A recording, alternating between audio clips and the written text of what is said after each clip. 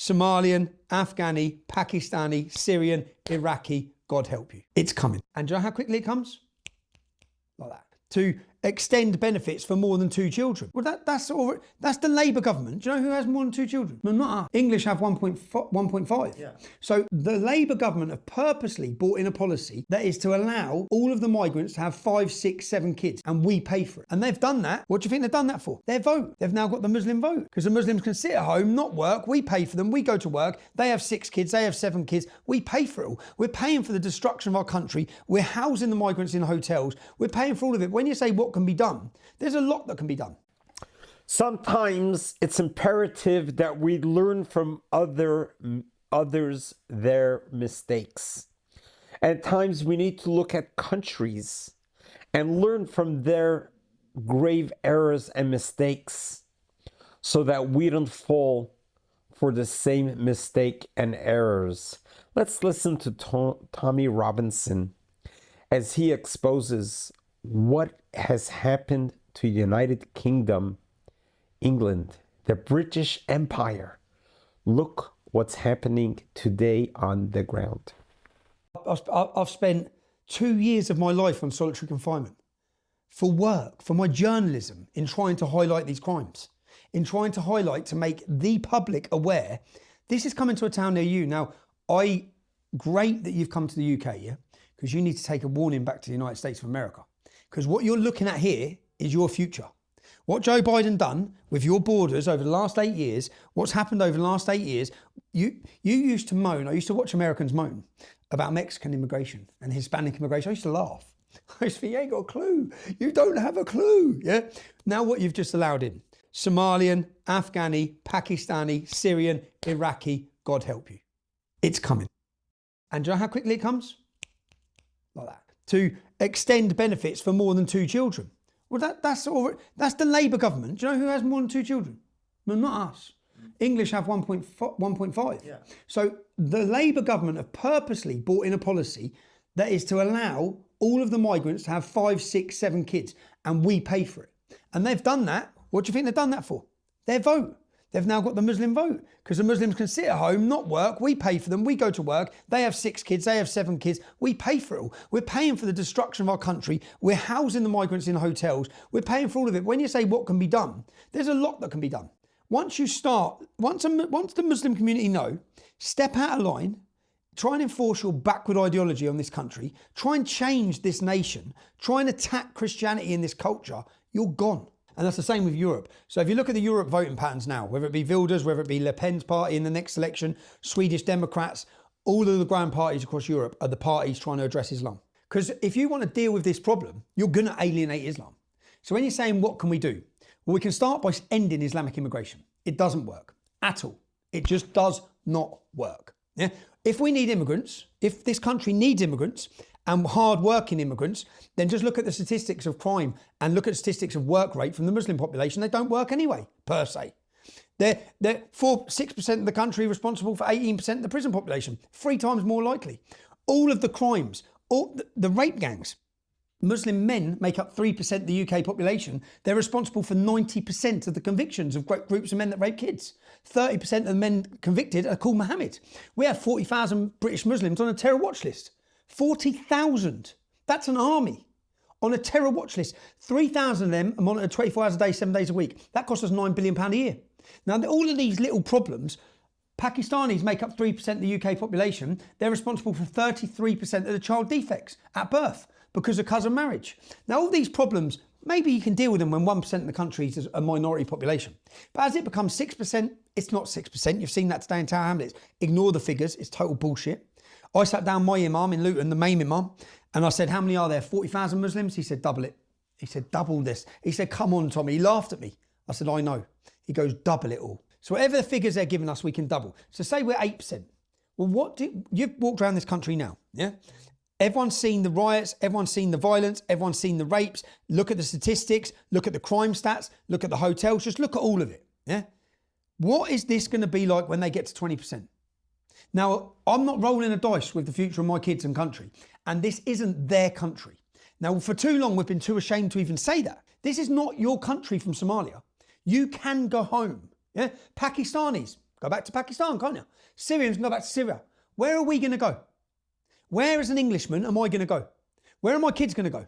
When they become a minority, when violence is so bad, when my daughter can't walk the streets, because they can't walk the streets. In those areas, they cannot walk the streets at night.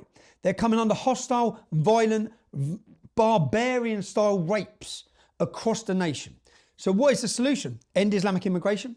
You could start deporting the over a million illegals that we have here. You could take every criminal. I think we've got 12,000 foreign criminals in our prison system. They can go. Everyone on the terror watch list, they can go. Pakistanis can go back to Pakistan. Syrians can go back to Syria. Afghanis can go back to Afghanistan. Where are we as English people meant to go? Because at the minute, everyone's leaving. If you look at the rates, 500,000 Brits left last year. People are fleeing. Anyone with money is leaving. I know, my friends are all leaving. They're going to Dubai. They're going Spain, they're going Portugal, they're leaving for safety because this country is no longer safe. Why is it no longer safe? Because we've imported hostility. We've imported aggression. We've imported an alien culture into our country, which is not here to integrate or assimilate, it's here to dominate. And we're witnessing that firsthand. In towns like Luton, in places like London, in Birmingham, people can see it with their own eyes. So why do I hear from most when in Whitechapel, Bangladesh? Many of them don't speak English. Many of them are on government benefits. No English? What do you speak? Bengali. Why Bangladesh? Well, Tower Hamlets is Bangladeshi. Luton's Pakistani. There's different immigrants for different areas. You've got Somali areas, Milton Keynes. You've got Indian Muslims in Leicester, which aren't as bad compared to some of the others. In fact, Bangladeshis aren't as bad compared to the Pakistanis. So when you grow up around all of them, you understand who's worse per se. But yeah, Tower Hamlets actually fraudulently elected their own Bangladeshi mayor, who then become in charge of £1 billion budget. Now, back in 2013, we had an organisation, we were fighting to try and highlight this problem. In the end, he was ousted. They got rid of him. The government were able to remove him. But when he became in charge of £1 billion budget, his first plan was to put £1 million sculptures of headscarves at the entrance to Tower Hamlets. He took all the money away from any moderate groups and siphoned it to extremist groups. This is what we're witnessing across the country is not just Pakistani politics, but Islamic politics, corrupt politics. Now it's here. Like the voting, it's all fraudulent, postal votes. Everything is happening in the UK, but the biggest thing for you coming from the United States of America, you're just looking at the future. Whatever you've come here and you're going to go back and show you the United States, don't think this is a million miles away. It's coming to you. It's already in your country. So I went to listen to, because there's so many accusations against Israel, but I went to listen to, all of their politicians were very concerned with what's happening in Europe, concerned with the culture change, the attack. And when people say it's Israel flooding Europe, yeah, purposely, with Muslim immigration, this is what some of my detractors say, they're flooding. Why would Israel, a country this big, why would they want the future of Britain, Germany and France to be controlled by Islam? Because if those countries are controlled by Islam in the future, which is they say is the goal, that means their militaries are controlled by Islam. It means their nuclear weapons are controlled by Islam. It means Israel's gone. Reality. Yeah. If every single Western nation in Europe becomes Islamic, then that's not just Afghanistan, Pakistan. You're now dealing with superpowers who have got arsenals of weapon and military. So it doesn't make sense. The whole argument doesn't make sense. But I went there to ask lots of questions, to see how they deal with it, to understand, which I think the public need to understand. Because you see, I feel here, living in Luton, from Luton, I feel surrounded. I feel surrounded by Islamic problems. I feel surrounded by terrorism. So when I went to Israel, I realised Hezbollah on the northern border. I don't know how many people realise 50 to 100,000 soldiers on the northern border, ready and waiting and trying for a decade to plan a ground invasion. Houthis, Hamas. I don't think people really understand what it must be like to be standing there and surrounded by 100 million, 60 million, 80 million. We've only got a small population in Israel. So I went there to experience all that. I had a fascinating trip. Come back unapologetically. I totally side with the state of Israel and the people in Israel. I don't give a shit how many people that upsets. Because anyone who's accusing that or beating that, do you know I listen to these Americans. You're going back to America, right? Tucker Carlson. I've got Tucker Carlson on the video yesterday talking about he has more in common with his Pakistani taxi driver than he does some white middle class American. Yeah, what do you know? What does Tucker Carlson know about living in a Pakistani town? 50% of my town's Pakistani. You don't know nothing about Pakistani taxi drivers. We do. We're beaten up by them growing up. Our daughters are abused by them. Our wives are harassed by them. Yet you pretend you know something. What do you know in the United States of America about growing up around Islamic immigration? They're all talking about, well, the Muslims and the Christians are together. Yeah, come and say that in Europe. Come and experience that in Europe. We're not together. They're not with us, you clowns. But I listen to all these new right-wing commentators talking just because they hate Jews or hate Israel, saying we need to work together with the Muslims. Yeah? Come and speak to people who live with Islam. It's infuriating. I'm watching, like, even Tucker Carlson thinking, what do you know about Pakistani taxi drivers, mate? What do you know? Do you know who's ferried all of our girls round in every town city? In Rotherham, Telford, Oldham, Rochdale, Birmingham, Bradford, Leeds, every city where our daughter's been raped. Who ferried them round? Pakistani taxi drivers. Tucker, your mates, who you'd rather hang around with. You know nothing about this subject. So don't try talking about it just because guitar are in your back arse, because it's pretty infuriating. Yeah. And I see that so much coming out of the United States. I'm looking at it thinking, you don't know what you're talking about. You have no idea what you're talking about. You live in America. You're not plagued by Islamic rape gangs. You're not surrounded in a town with 50%, with 45 mosques. You've got no idea what you're talking about. So don't just start talking about how we need to be, we're all friends and Muslims and Christians are together. Yeah, tell that to the Christians in Afghanistan. Tell it to Christians in Pakistan, the Christians in Iraq. Go speak to the Christians in the Middle East. Go speak to the Christian population, which has gone from 20% to 7% in the last 20 years. Why? The real genocide happening right now in Nigeria. They don't want to talk about that. What they want to talk about is Jews. It's pretty infuriating. Because there's a Jewish population in the UK and they're not raping no one. In that same interview, Piers Morgan and Tucker talk about how, no one should hate Islam because hating Islam is this EU. You could be hating Jewish people. Hate of all kind is wrong. You don't have to hate Islam. Islam hates us.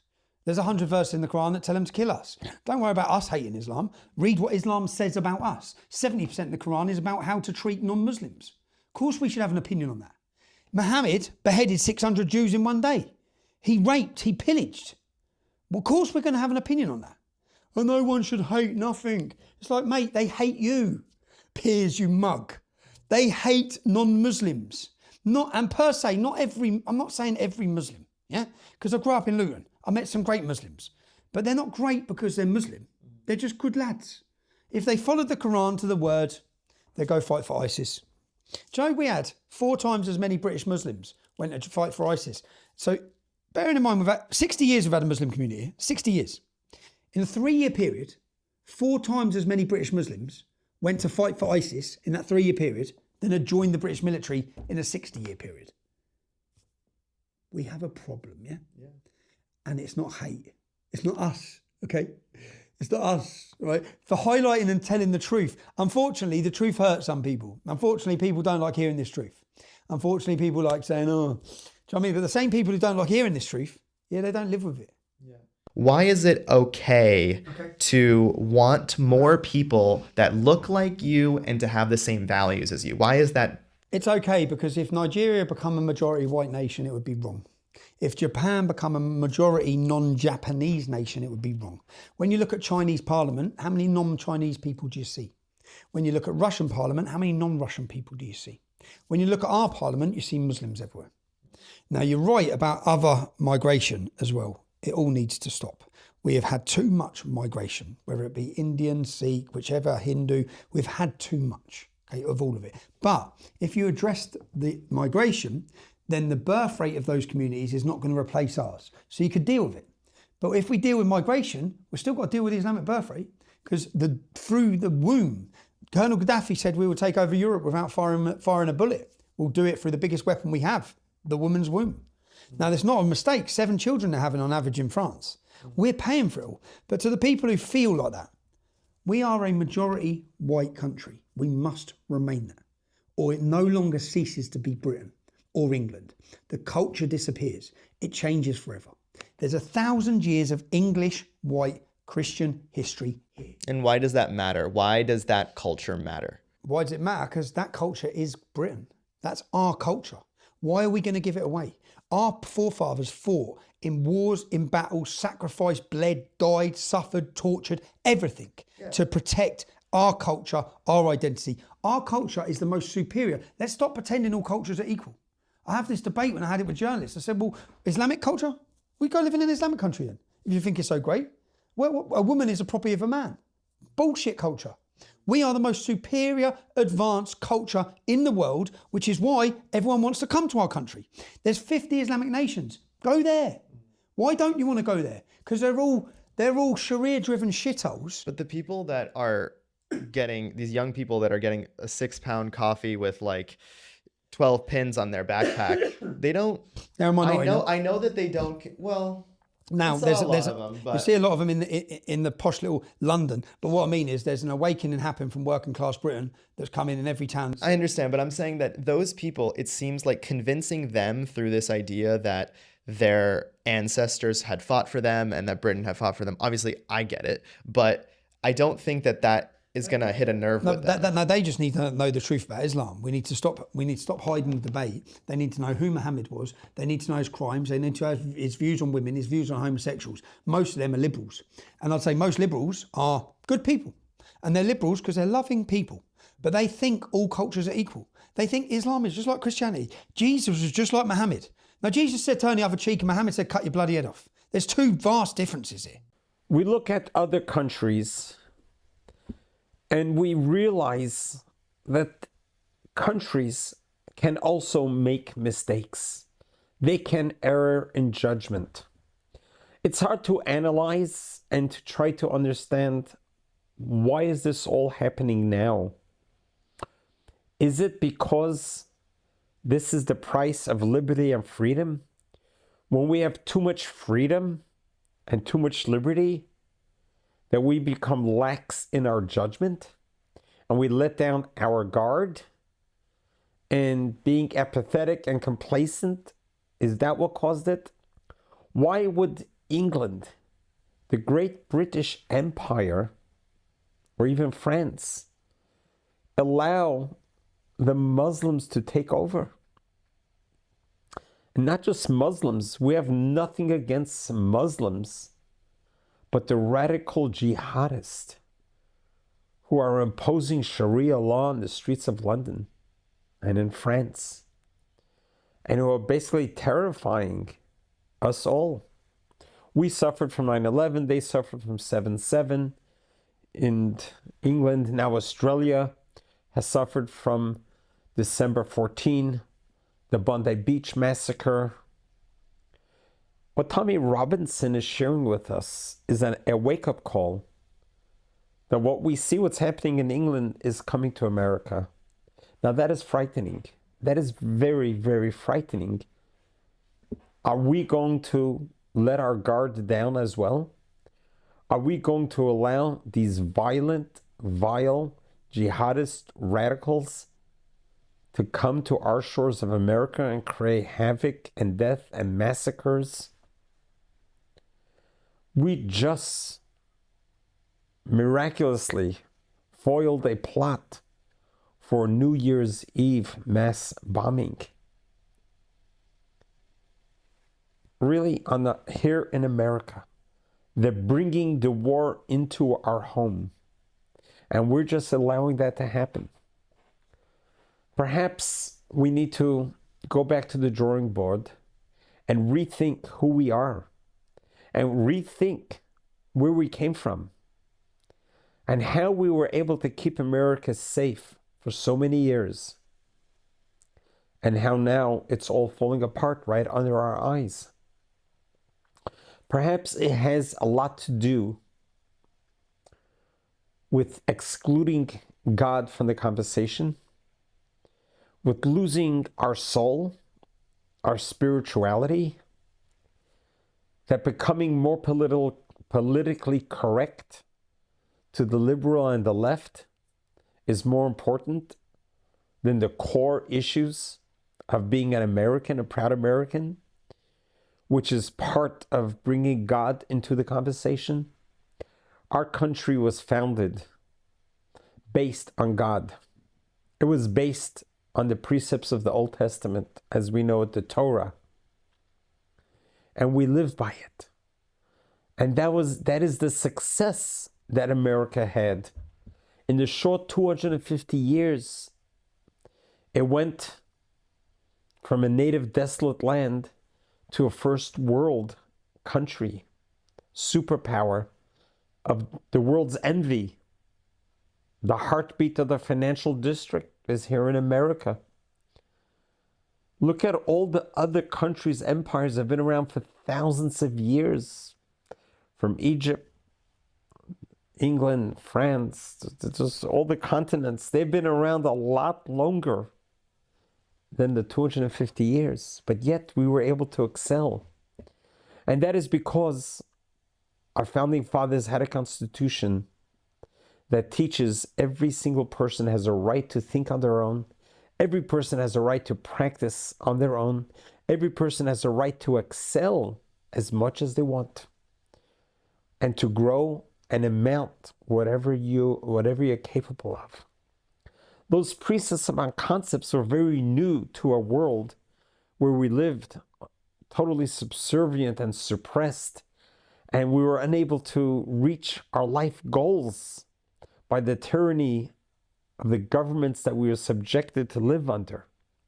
Comes to America, we became literally free people in the land of free. And freedom is what we fought for. Freedom was worth all the sacrifices of over the years, over the 250 years, so we can be a free person. And two people can live side by side, different race, color, or religion, in peace. That is what America is supposed to be. We are now inviting wild, uncontrolled monsters, beasts, terrorists onto our soils to destroy all that. And I think that's what Tommy Robinson is trying to share with us, using the expression, it's coming to a neighborhood near you. If we don't learn from Britain's mistakes, we're going to be repeating them. And the cleanup is going to be a lot harder than if we don't do anything about it now. God Almighty in heaven gave us the United States of America as a gift.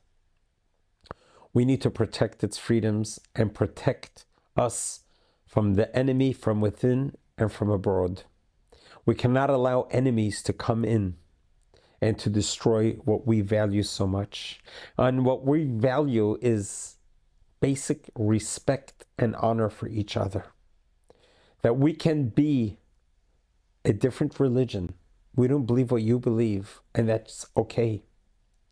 In Judaism, we don't proselytize. We're not seeking for Jews to become part of our religion, or non-Jews to become part of our religion. It's very interesting. You would think the Jewish people are the fewest of all nations. We are just 15 million. That's it. Compared to 2 billion Christians, 3 billion Muslims. I don't know the numbers, but they're the billions. We're barely 15 million people. We're less than 2% of all. And yet we should be proselytizing. Hey, well, we lost 6 million. Let's find another 6 million. We are actually today at the same number as we were pre the Holocaust. We're back to 15 million. We have replenished. We are the smallest. But what we are is a religion that is mandated to be a light unto the world. We are obsessed with the life. We're obsessed with the living. We'll do anything to save a person. We'll do anything to save a soul. We'll do anything to be compassionate and generous and doing whatever we can to help another person. Love your fellow as yourself is the foundation of Judaism. Don't do upon others what you don't want to be done to you. That is Judaism. When we came to America, we were so yearning for a new beginning, a new start, in freedom. And we embraced the freedom that's available in America. We wanted to become American. We wanted to be able to become an American and practice Judaism and freedom. That idea was such a novel, new idea to be able to be a nationalist and still be Jewish. And that's the same thing with Christianity, that's the same thing with Islam. You have a right to be an American and be whatever religion you want. And just like on a freeway, there are so many lanes in the freeway or in the highway. Each lane gets you to your destination. Every religion deserves to be in its own lane. Just because I'm in a different lane of yours, that doesn't make me any different, doesn't make me any better. It's just, this is me. This is who I grew up with. This is the religion I adopted, that I connected with. This is where I found God. And that's okay. Stay in your own lane. Look over. You see another person in the lane? Wish them well. Bless them. Be a devout Christian. Be a devout Jew. Be a devout Muslim. Be a devout Hindu. Be who you're supposed to be, you want to be. As long as we respect each other's bodies and souls, and we appreciate each other, and not criticize each other, and demand that we be part of your religion. The Arab Caliphate from the 1920s was to globalize the world with Islam. And that is the war that we're facing today, and it hasn't changed. The mission statement is the same for Hamas: destroy Judaism, not Israel, Judaism. And after that, it's Christianity.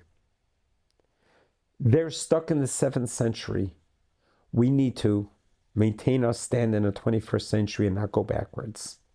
May God bless us all that we see better days of peace. May God bless us all that the world can recognize and appreciate the hard sacrifices and the values that we created to be able to have a free West, should remain with the freedoms and not allow anyone to bully us away from that or turn history back to the 7th century.